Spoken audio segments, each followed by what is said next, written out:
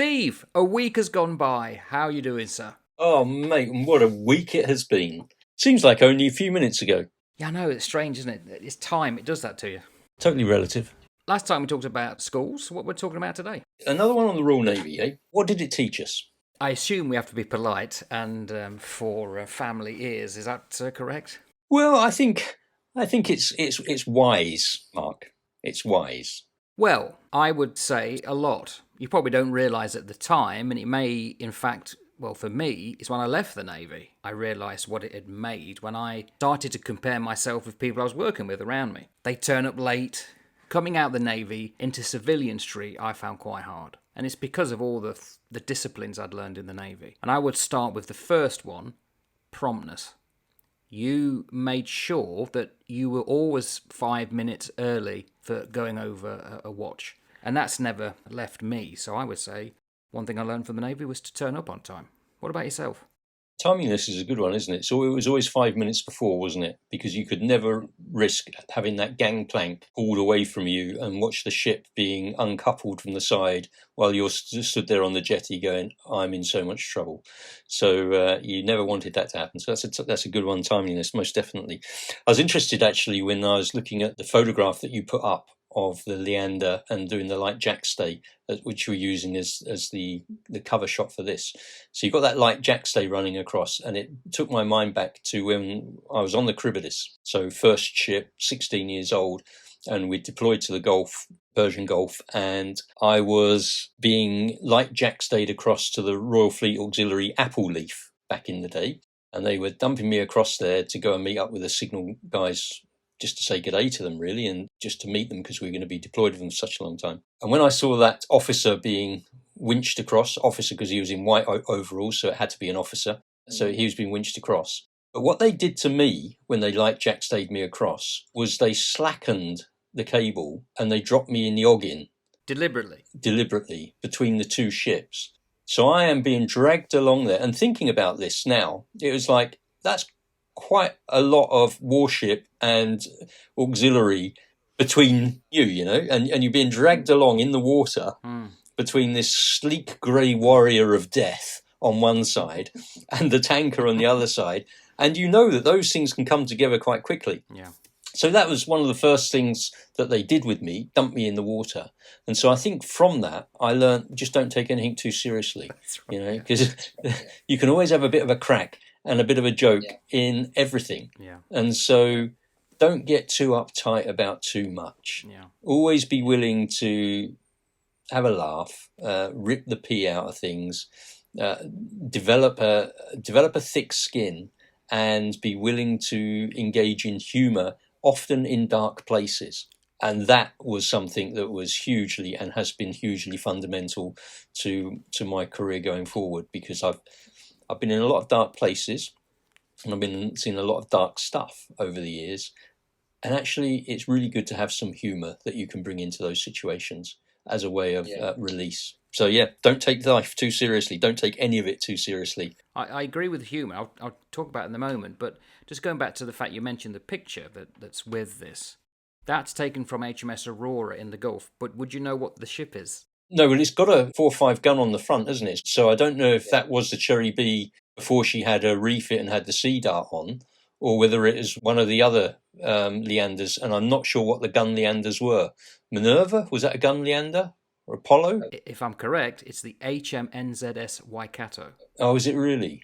Because what happened, I'd said previously that when we went out the Gulf in 82, it was during the Falklands, and there was not enough of the Royal Navy ships to go out onto what's called the Armilla Patrol. It was always agreed with NATO that 2 ships would be there patrolling the Gulf and the Strait of Hormuz to protect British shipping. So New Zealand sent out 2 frigates. There was the Canterbury and then the Waikato. And I think that, if I remember correctly, was the Waikato. Did that come from the UK? Was it one of our ones originally that we transferred over to them? Oh, that's the point, yeah. Hang on. I'll look it up. The Cribidus was a gun Leander to start with, wasn't she? Before she went into refit and then got her Sea Darts, Seawolf fit and Exocet fit put onto her. Oh, she might have been built specifically for the New Zealand Navy. Have a guess when she was decommissioned. Probably only recently. She was built in 1969? She was launched in 1965. And she was decommissioned in 1998. Wonderful. Gosh, they were good old ships, those Leanders. They were great old ships. Yeah. That's why the year afterwards, as a goodwill, the Aurora went to Orient Express and came down here to New Zealand. Back to the humour, that is another thing that you do learn. You learn the barracking and the humour. You'll tell me if I've said this already because you'll know the story. I can't remember if I've told you it. When I was on the Aurora, I was only about 17, and you have to learn to cope with the humour because it's not something you face or come across to that extent in Civvy Street. And it was the usual back and forth, and I was sat there, and I was reading a book, and there was one guy, he decided, I think, I was the one who was going to be the target. And he was really aimed, and I could see even then he was doing it to bolster his own position in the mess. It was like henpecking. But he was really laying in quite badly, and he was getting quite personal about looks and stuff like that. And as he walked out, he was walking out slowly, as though like a bantam cock, as though, yeah, I've won this one. And one of the leading hands said, "Here, Jess," that's what they call me on the Aurora. He said, "Do you know he's taking the piss?" I said, yeah. And I carried on reading, and they were all amazed because literally it was like a full house there. They'd been listening to this, and they said, "Don't it bother you?" And I looked up and I said, "Empty barrels make the most noise." Well, this guy didn't get it. He came back and said, "What was that? What was that?" And someone had to explain to him that basically I was saying is a gobshite. That broke the ice. After that, I was accepted. I'd kind of thrown it back rather than just taking it and not saying anything. And that was a lesson that part of the humour is it's more of a shield than a lance, but you have to kind of back just to join in and then make a humour of it. Yeah, you had to give as good as you got in many respects. Otherwise, you'd become a doormat. And I saw some young lads become doormats, and that was no good at all. You know, they just picked on and bullied mercilessly, which was just absolutely no good. I mean, like I say, when I first went out the golf there, I was very unhappy initially because I was very young and thrown right in at the deep end and didn't enjoy that first deployment as much as I could have done because I was very unsure of myself. Started to watch, I've always observed, as I said in I think the last time that we spoke, I've always listened and looked for patterns, and so I started to see patterns in people's behaviour. Started to see patterns in the way that people did things and thought, okay, so I know what their pattern's going to be, which means I can now be 3 moves ahead of them because I know what they're going to do because they are people of pattern. And so I'll be able to actually plan my responses and get ahead and cut this off at the pass. So I started to do that. And then, as I say, I started to train. And as soon as I started to sort of thicken up a little bit and wasn't such a scrawny little 16-year-old and started to put a bit of muscle on, and started to actually, you're not going to get away with that with me, mate. That you don't talk to me like that, and you don't treat me like that. I was able to sort of give a bit of pushback in that regard, which was fine. Gave me confidence. When I became a leading hand, I can remember going down the mess one day, and it was after stand easy, so smoko over here, 10 o'clock till 10:30. And I said to the lads, right, okay, guys, need to turn to, get up on the upper deck, need you doing this. And one of the boys there, big lad, he said, "Nah, not doing it." Which is really bad form because you're now sat there and you've got maybe 20 or 30 guys sat there all looking at you like you're the hooky. He's just told you, no, you're not doing it. How are you going to deal with it? And I looked at him and said, "Sorry?" And he said, "No, I'm not doing it." And I went, "Is that right?" And he went, "Yeah." He said, "Just because you got those things on your shoulder." And so I thought to myself, "Ooh, I'm in a bit of a pickle here, aren't I?" Because everybody was just looking. And so he then stood up, and I'm not a big man, but he then stood up and he said, "Yeah, if you didn't have those things on your shoulder, mate." And so I went, and I took the hooks off my shoulder, and I said to him, "Apologise." And he's like, "No, no." I said, no, I'm sorry. I picked up my hooks, put them back on, looked around the mess, said, "Right, you lot turn to." And they went, "Okay." And off they went. Never had another problem with him. Good. We became quite good friends after that. Never had another problem.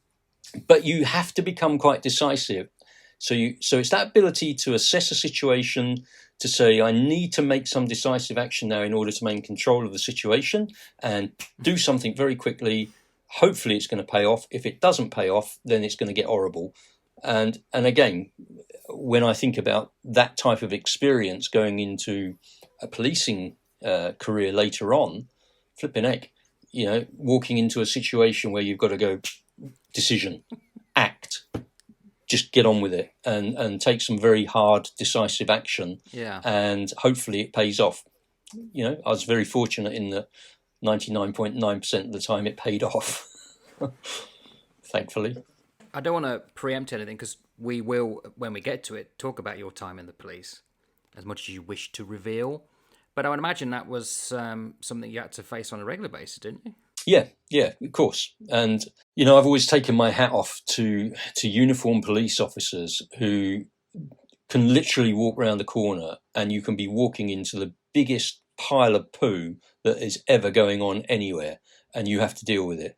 A lot of my work, I was only a uniform officer for a very short number of years before I went off into sort of more specialist type of work.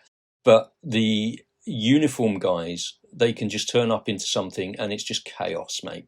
And they have to be so adept and nimble in their thinking and their response. A lot of the work that I did, I would say, was very high risk. Well, it was. There's no question about that. It was very high risk, but there was a hell of a lot of planning that went into it. So I always felt that even though the risks were very high, I had given the best risk mitigation possible by planning. And you knew that if it was going to go wrong, yes, it would be spectacularly wrong, but the chances of it going wrong would be slim. Whereas the chances of walking around the corner into a violent domestic situation and it going wrong are probably quite high, because not only do you end up with this party, but you end up with this party both having to go at you as the sandwich in the middle type of thing, or the filling in the middle of the sandwich. Yeah. But yeah, so the Navy taught me that to be able to assess situations very quickly, to take decisive action, and to be willing to lead as well, lead by example. And that was what the first divisional officer that we've spoken about before. Nothing that I would ask you to do that I've either not done or would not do myself, and that stuck with me. And so leading teams, I've either done it or I'd be willing to do it, and I'm not going to put you in that position if I wouldn't do either of them. Taught me good leadership, that we had some good leaders. And some of the officers were very good. Some were a nightmare, but some were very, very good. Some of the NCOs and uncommissioned officers were very good. Some were a nightmare. It's like everything, there's always a mixed bag, isn't there? I found that quite good. It was holding your own, really. Allied with another thing I think that the Navy taught me, and that's dealing with pressure. I mean, the job we did was on the bridge. Yeah. And we would be literally to the right of the captain. That's right. At a station, taking in messages. We'd have to rush out to the bridge wing or the flag deck, and then at the same time, radio messages coming in tactical, we'd have to decode them, pass them on to the captain. And if you're steaming in company with other ships and you give the wrong directions, that's going to not be very good. And especially when we're weaving across the ocean because of patterns you have to do. That's high pressure, Yep. Especially for young men. And generally by then you'd have the petty officer with you and who's got experience and stuff like that, or the lead man. But you learn to hold your own, because also, especially at night when you're steaming across an ocean, you're on your own at night and it's pitch black and all you can hear is a radio and you're trying to keep awake. And things can happen just like that. I remember we had a man overboard. Yep. I forgot what the ship was, and we had to react instantly. And then literally you went from almost slumber to suddenly active, and you're out in the boat and you've got the radio and you're trying to find this guy in the dark. Yeah. So you have to learn to deal with pressure. Oh, gosh, you're absolutely right. And I think one of the other things for me that the Navy really taught me and gave me a very good understanding of was exposure to cultures. I mean, travelling all around the world, as both you and I did with the Royal Navy, was an absolute blooming eye-opener for me, coming from a small village in England to finding myself walking the streets in Karachi in Pakistan with beggars lining the streets, with dead dogs in the gutter, with the sights, the sounds, the smells, the heat that hit you in all of these different places. Being up in Africa, in places like Djibouti, Yeah. And just looking at the differences in life and lifestyle. but also understanding that there's a commonality of humanity across all of these different cultures. But I guess for me, it's given me a real interest in other cultures, because while we have a commonality as humanity, the culture differences, I think, just add to the richness of life, richness of the fabric of our world. So rather than trying to make everybody Western Europeans, I've always really valued the fact that we're all so very different. That you'd go into the Middle East and you'd meet people with different religious backgrounds and different customs and different practices. Egypt, and we're climbing the pyramids of Giza and being able to, because back in the day you were still allowed to climb them, and I've scrambled up those big pyramids and those huge blocks there, and you're just looking around you and thinking, man, this is amazing. South America or the Pacific Islands or Africa, going out to see the Masai Mara and how they lived. And yeah, I think that exposure to other cultures has really enriched my life personally. I agree with everything you said, but also in reverse, because when you used to go out from Plymouth, and within 3 days you're in warm waters, you cross the Bay of Biscay off Portugal, and you're into Gib, and you're off for 6 months, and you are visiting all these places. And what always amazed me is that all the places you went, everyone was friendly, everyone was always welcoming, they put up with your antics, Jack ashore. Back, bang, everyone's miserable as anything. I remember talking to you, and I said, when you come back into Plymouth, I said, why is it no one smiles? No. And that, in a way, helped me stand out of my box of Britishness. You grow up and you don't realise you're British until you start mingling with other cultures. That's another thing to add here. Is what I learnt was to deal with other accents from around Britain I'd never heard before. Yes. So I'd never heard of a Scouse accent and a Glaswegian. All these different points of view. They'd be interested in Rangers and you be interested in Leicester because it's your hometown, that kind of stuff. So in a way, you realise that you're in a small island and you're going around the world and there's a lot of cultures there. And when you come back, it made me look at Britain in a wholly different light. And I think that is a real healthy thing, personally. It helps you realise that everything is not spinning on the country that you belong to. So the world does not spin on Great Britain as we were growing up, and the world does not spin on New Zealand. The world is far, far bigger than any one of these nation states. And there are a lot of interesting people and there are a lot of interesting ways of doing things that just because they do it differently from us does not make it a wrong way of doing it. It makes it a novel way for us to look at, but it may well be the best possible way to achieve something in the environment that they're in. I think that the beauty of the weave of cultures into the fabric of humanity is something that I really appreciate. I get quite disillusioned, I think, when I see probably Western expansionism wanting to push into cultures and undermine them in the name of democracy. And you think, well, actually, is that the best way? Is that the best way to do it? And I know, and I'm not knocking our democratic processes. I don't mean that. But I think that we can throw the baby out with the bathwater when we try and, is the right word, homogenize everything to make it like a unipolar world.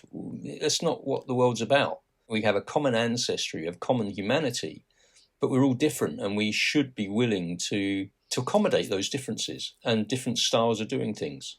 And it's not just that, it's the simple things as well when you go abroad. There's a website, well, it's actually a YouTube channel called Byline TV, and it came about because of Brexit. And there's a reporter there, and he was talking about when he grew up in the 70s, and he said, we never used to go abroad on holiday. It was always the British holidays like we talked about, caravans or something. And then one year, his parents took him over to France, and they were in this French caravan park, and the dad, he said, turned up with this fruit they'd never had before, and they were amazed with it. They didn't even know what the name was, and they worked it out to cut it up, and it was bright green. It was an avocado. Right. They'd never seen it. Yeah. When you go abroad, you come across these things you've never seen before, and it's very easy to deride. And it's not just food; it's the drink. Well, drinks, obviously, we tended to have whatever was offered when we was ashore. Mostly. But it's also the way that they dress. I remember going to Busan, Korea, And there must have been some kind of a festival. It was February, freezing cold. I had to do guard duty in number ones, and it was freezing cold.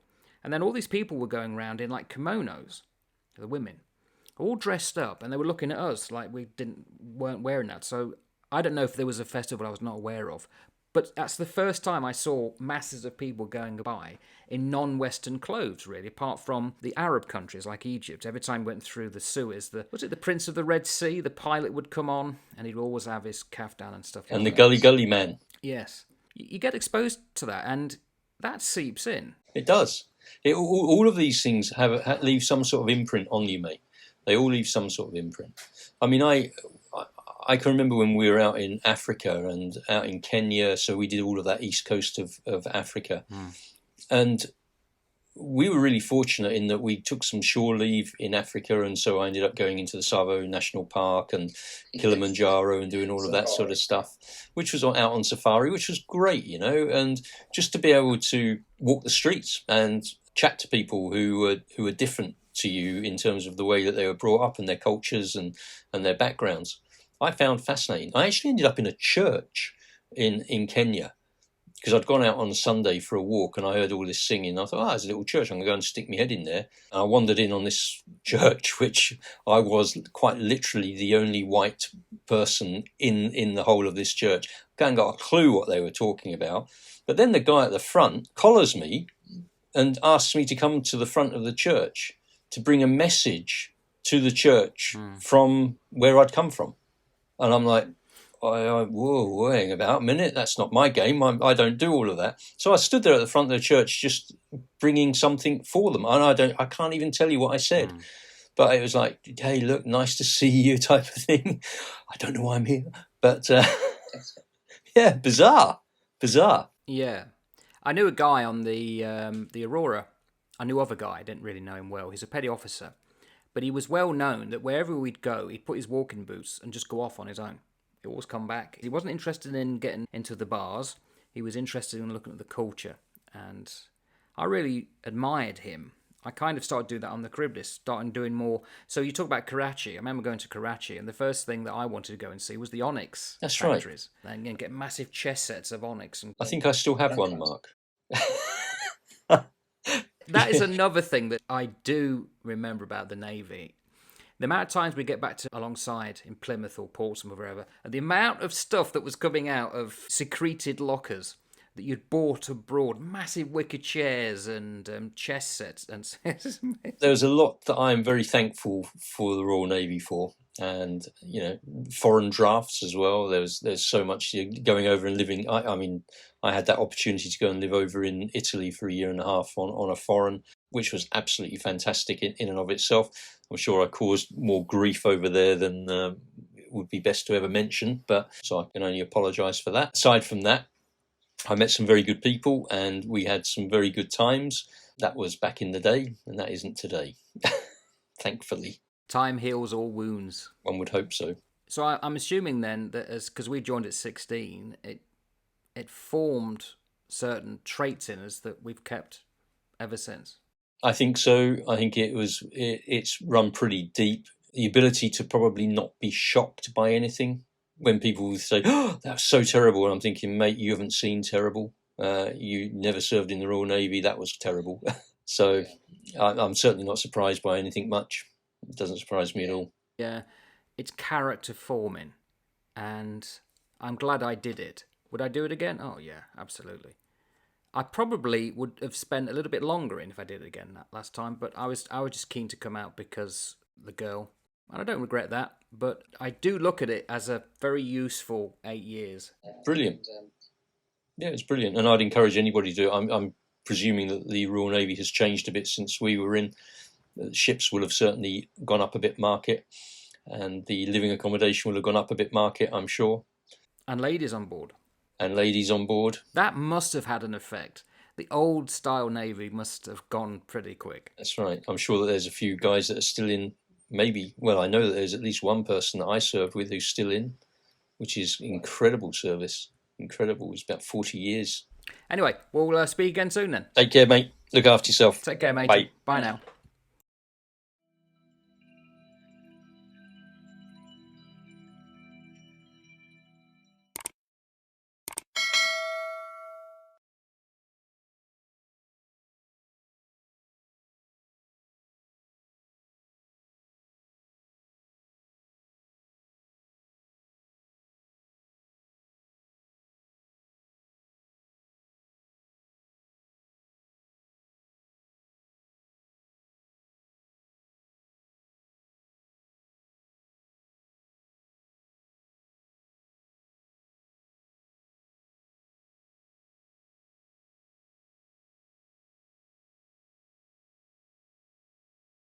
See?